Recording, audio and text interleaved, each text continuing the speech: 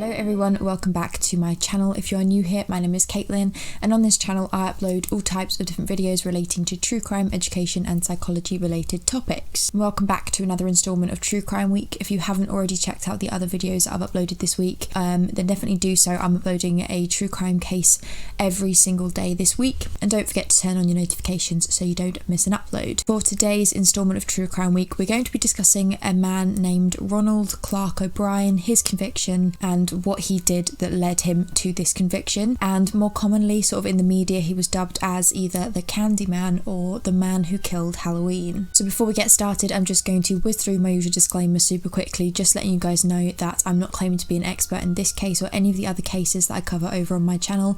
I'm simply relaying the information I'm able to find myself through research of certain sources on the internet, and because only certain sources are accessible to me, it means I may get things wrong, leave things out, or mispronounce things, and I apologise if I do any of those things.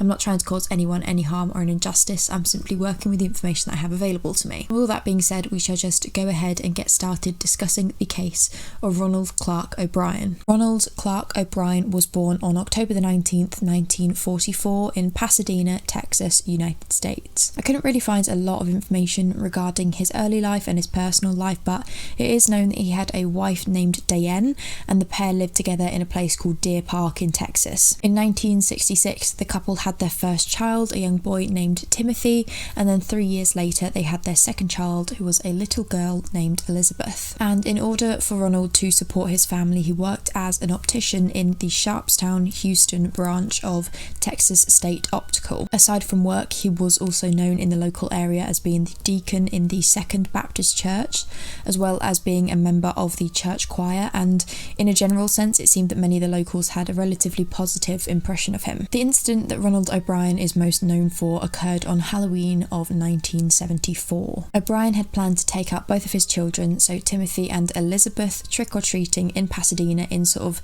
the area in which they lived, in the company of another local parent and their 2 children. That evening, the group had worked their way around a number of homes in the area collecting sweets for the children, when they then came across a home when nobody answered the door and it appeared to be empty. The children hadn't really paid much attention, and since they were kind of anxious to move on to the next home, they decided to run ahead to the next door with the other adult close behind them. But Ronald O'Brien had stayed behind in the doorway of the uninhabited house. After a brief amount of time, the group noticed that O'Brien had then run up to catch up with them, and as he did so, he pulled out 5 pixie sticks, which are sweets or like candy. If you didn't know, I think it's kind of like sherbet. I'll put a photo up on the screen because I'm pretty sure you can't really get them in the UK, so just in case any of you don't really know what they are. He told them that when they'd all run off to the next house, the owner of the house that he had still been stood at had eventually answered the door and given him the sweets for each of the children. And the group had continued on with their trick-or-treating, and then once their evening was over,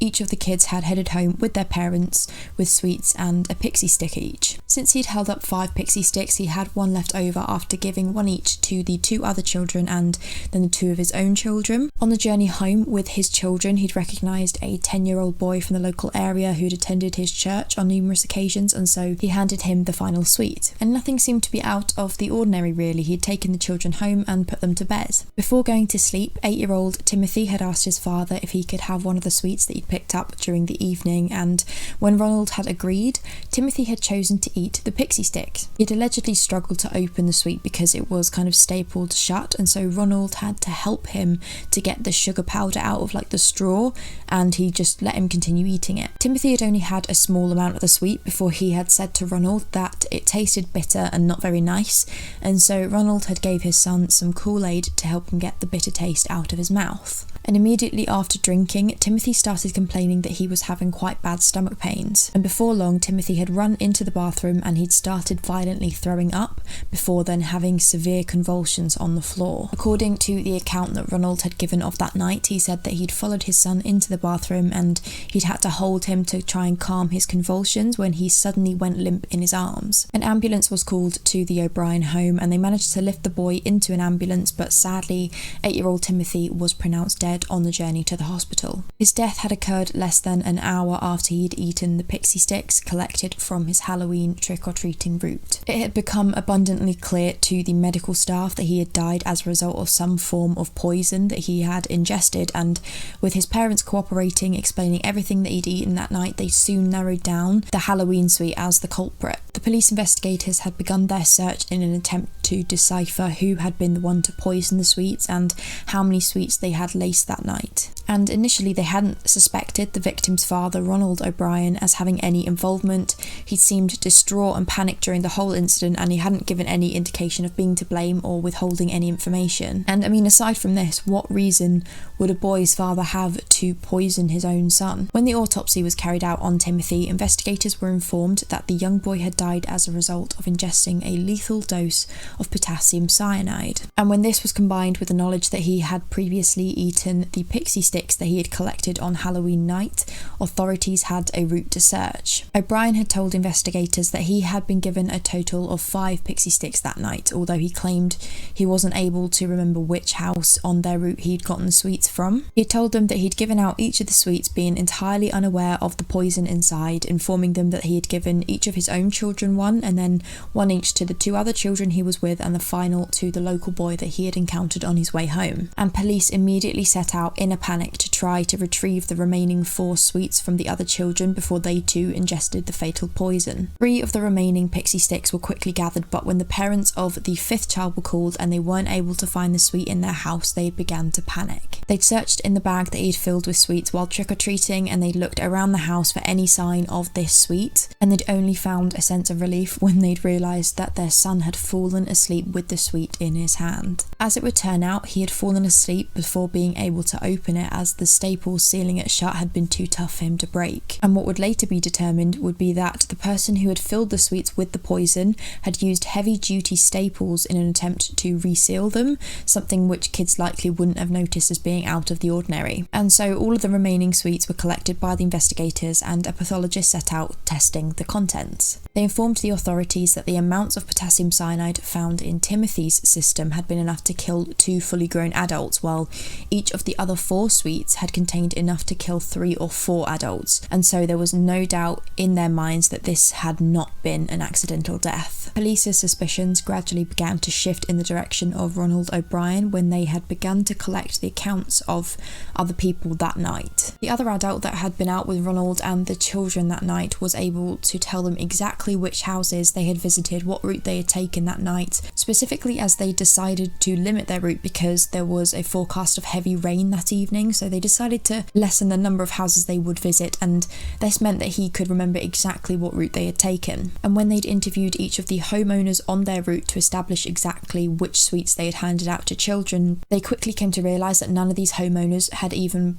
bought pixie sticks. Authorities enlisted Ronald O'Brien to take them along the route that they had taken that night in an attempt to kind of jog his memory as to which house specifically he could recall receiving these pixie sticks from. He'd taken them around the neighbourhood around 3 times before navigating them to the house that he claimed he had received them from, the house where there initially hadn't been any answer when they'd rung the bell. He told the police that following there being no answer when they'd knocked on the door, the rest of the group had continued on to the next house while he tried to alert the owner of the home once again, which is when someone then answered the door. According to O'Brien, a man had answered the door and opened it just a crack, but he hadn't turned any of the lights inside the house on. He hadn't been able to see any part of this man, only his arm as it reached out to give him the pixie sticks. The only description that O'Brien had given of the man had been that his arm had been hairy, and authorities had taken him on his word and began their investigation of the owner of the home that he had taken them to. A man named Courtney Melvin was the owner of this house, but he had been at work as a traffic controller at the William P. Hobby Airport on Halloween night, and his shift hadn't been over until 11 p.m. Police followed up on Melvin's alibi, which was then later confirmed by almost 200 other people who had been in the presence of Melvin during his shift that night, and as a result, Courtney Melvin was quickly ruled out as being a suspect in the poisoning of the sweets and the subsequent murder of Timothy O'Brien. And once again, police's suspicion was directed at Ronald. As they investigated this man further, they discovered that he did have a number of issues in his personal personal life, mainly financial. He had had a habit of falling into unemployment as he displayed an inability to hold down a job long term, but he was also in a significant amount of debt. At that time, it had been around $100,000 of debt, but in updated currency, that would be over $500,000 in debt. At the time of the death of his son, it was also believed that he was being considered as a suspect in a theft that had occurred at his current place of employment, and his superiors were considering revoking his employment contract because of this. And it seemed that his debts were just all sort of catching up to him at this point. The bank had been threatening to foreclose on the family home because of the numerous bank loans that he had taken out and not repaid, as well as potentially having his car repossessed as well. And then investigators had come across some potentially damning evidence. Just a few months prior to the death of his son, they discovered that Ronald had taken out 2 life insurance policies, one on each of his children. These life insurance policies were worth around $10,000 each, which would be around $50,000 each, just to put that in perspective. And then just a month before his son's death, he had taken out a second life insurance policy on each of the children, both of these ones being around $2,000 each. To make matters worse, the news of these life insurance policies having been filed had been a complete shock to the children's mother, who was Ronald's wife. And upon contacting the insurance company that had been used by Ronald, they informed investigators that on the morning of Timothy's death, they'd received a call from Ronald asking about how he would go about collecting these life insurance policies that he'd filed. Their search took them even further into Ronald's behaviours in the lead up to Timothy's death, and this is when they discovered that he had, at some point in the weeks leading up to Halloween night, travelled to a chemical supply store in Houston. While inside the shop, he had inquired about potassium cyanide, but he'd ultimately left the store without buying anything, as the minimum amount of purchase had been £5 of the chemical, and I think he just didn't really want to pay for that amount. And all of this just sort of painted a clear picture in the minds of the investigators that Ronald O'Brien had poisoned the pixie sticks and killed his son, and now they'd established a motive. As for why he had not just poisoned the sweets of his own children but also given 3 other extra ones out, it initially raised a lot of questions, as realistically he wouldn't have had any financial gain from these other deaths, but it was theorised that he had attempted to poison other children and not just his own, as it would alleviate suspicion on him, since he would have been likely a clear suspect virtually immediately if it had been just his 2 children that were the victims of this poisoning. A lot of people believed he'd done so as a means of trying to cover his tracks. Ronald O'Brien was officially questioned as a suspect in the crime, but he denied having any involvement. Authorities had not been able to trace exactly when he'd bought the potassium cyanide and where he'd hidden any remainders of it, and O'Brien had used this lack of evidence to maintain his innocence. Despite this, on November the 5th of 1974, Ronald O'Brien was arrested for the murder of his son Timothy. He was taken to trial and indicted on 1 count of capital murder and then 4 charges of attempted murder for the other children that he had attempted to give the poison to. And when the trial began on the 5th of May in 1975, Ronald O'Brien had pleaded not guilty to each of the convictions. And the prosecution had called a number of interesting witnesses to testify during the trial,